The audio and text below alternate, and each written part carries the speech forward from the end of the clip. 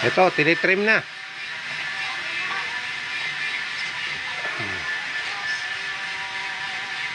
Ginugupitan na.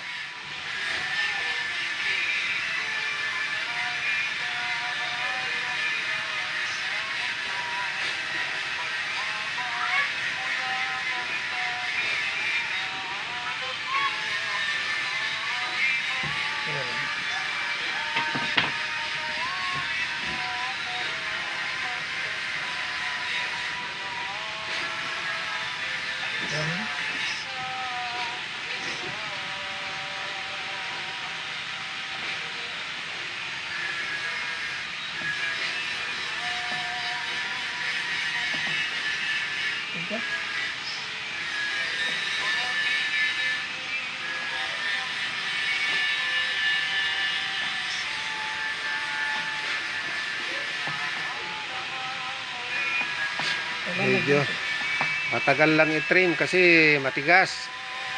Pangalawa, maraming patong yung element. Makapal po. Saka makapal. Kaya mahirap siya na i-trim. Medyo mabigat lang pero tiyagaan lang. Kailangan ng paggawa nito 100% perfect. Pag hindi 100%, ito magiging backjob lang, sayang ang trabaho. Saka ito, maselan ito.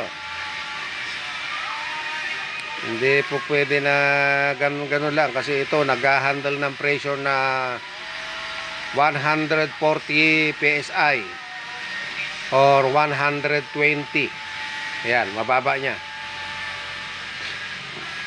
Ito yung nagpapahiwalay sa langis at saka hangin. Kaya ang tawag nito air separator element. Kaya tinawag siya na separator.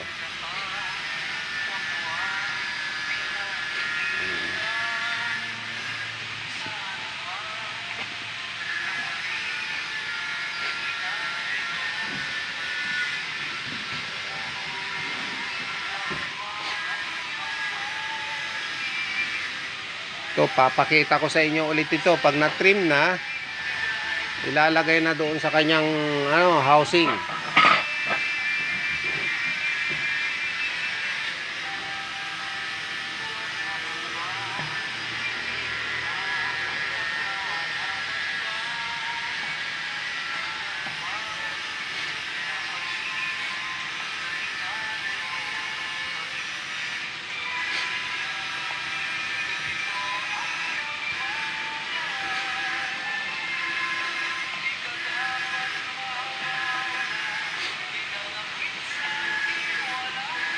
Mamaya papakita ko sa inyo pag na-trim na ito.